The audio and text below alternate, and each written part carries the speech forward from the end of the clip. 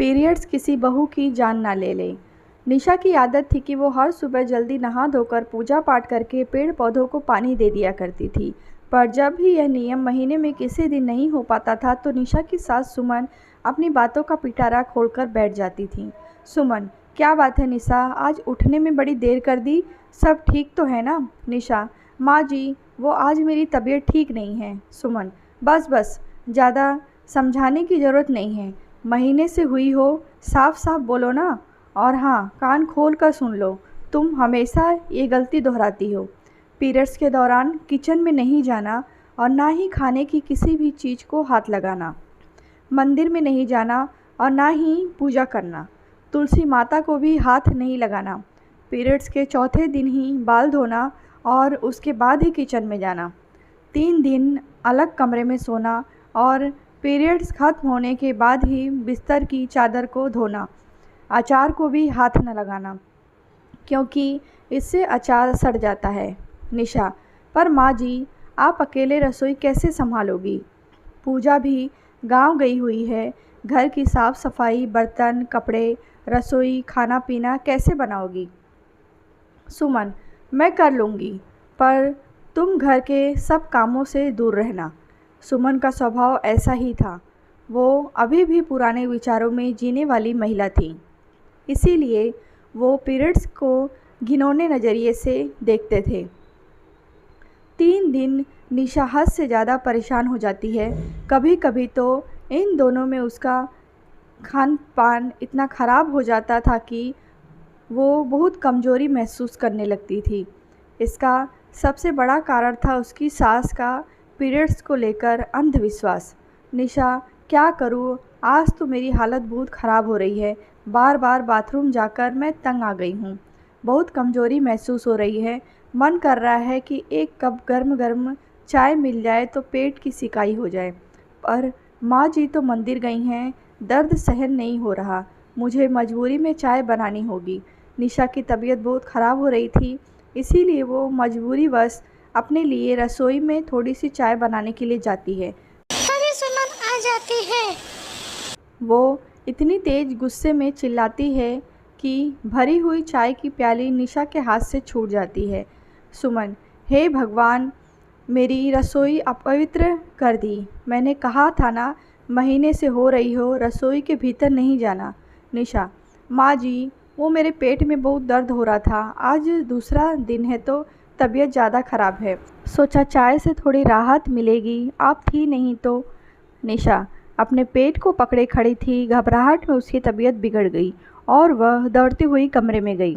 सुमन, अरे कहाँ जा रही है, अब सारी रसोई को गंगा जल से धोना पड़ेगा। पता नहीं ये आजकल की बहुएं भी ना, अपने समय में महीने से होते थे हमें तो हमारी सास 3 दिन कमरे में बंद रखती थी, सब कुछ जो खाना पीना होता है वो दरवाजे से ही सरका देती थी। तभी निशा का पति प्रीतेश आ जाता है। वो कमरे में देखता है कि निशा बेहोश पड़ी हुई है। प्रीतेश, निशा, आंखें खोलो। निशा, सुमन, क्या हो गया, इतना चिल्ला क्यों रहा है? अरे निशा को क्या हुआ, अभी तो भरी चंगी थी। प्रीतेश, पता नहीं, मैं कमरे में आया तो निशा बेहोशी की हालत में दिखी, मैंने लेडी डॉक्टर को फ़ोन कर दिया है, वो आती होगी। तभी लेडी डॉक्टर आ जाती हैं, वो निशा का चेकअप करती हैं और एक इंजेक्शन देती हैं जिससे निशा थोड़ी देर बाद होश में आ जाती है। डॉक्टर, घबराइए नहीं, डरने की कोई बात नहीं है, कमज़ोरी और थकान के कारण निशा बेहोश हो गई थी। निशा, डॉक्टर, वो मेरा आज सेकंड है तो। डॉक्टर, ओके निशा, तुमने सुबह से क्या खाया है? निशा, डॉक्टर, मैंने तो सब कुछ खाया था, अभी थोड़ी देर पहले ही माँ जी ने मुझे दूध और फल दिए थे। डॉक्टर, ओके गुड, जब इतनी अच्छी सासू माँ हैं तो फिर तुम बहुत किस्मत वाली हो, वरना मैंने तो बहुत घरों में देखा है कि आज भी पुरानी रीति रिवाज निभाए जाते हैं। बहुत सी पुरानी औरतें अपनी बहू को इन दिनों में रसोई में जाने ही नहीं देती। लेडी डॉक्टर जो बातें कह रही थी उसे सुनकर सुमन अपने आप पर बहुत शर्मिंदा थी। निशा ने उसके बारे में झूठ क्यों बोला था, जबकि निशा ने कोई दूध फल नहीं लिए थे। डॉक्टर, प्रीतेश जी, एक बार निशा जब ठीक हो जाए तो क्लिनिक ले आइएगा। मैं निशा का हीमोग्लोबिन चेक कर लूँगी। बाकी निशा, तुम अपनी डाइट का ख्याल रखा करो। हरी सब्जियाँ, ड्राई फ्रूट्स, फ्रूट्स और बाकी सब तुम्हें खाना है। तुम्हारी सास भी बहुत अच्छी हैं। सुमन, आप चिंता मत करिए डॉक्टर साहिबा, मैं अपनी बहू का पूरा ख्याल रखूँगी। डॉक्टर के जाने के बाद सुमन निशा के साथ बहुत प्यार से बर्ताव करती हैं। रात तक निशा की तबीयत में सुधार आ जाता है। सुमन, निशा बहू, ये टिंडे का मसाला जैसा तुम बनाती हो वैसा मुझे बनाना नहीं आता, ज़रा रसोई में तो आना। निशा, पर माँ जी मैं। सुमन, हाँ बेटा, देखो मैंने प्याज भुनने रख दी है, बाकी टिंडों में मसाला तुम अपने हिसाब से भर दो। निशा झट से सुमन के गले लग जाती है और रो पड़ती है। निशा, आई लव यू माँ जी। सुमन, आई लव यू टू मेरी प्यारी बहू रानी। दोनों सास बहू का प्यार देख प्रीतेश को भी तसल्ली हो जाती है।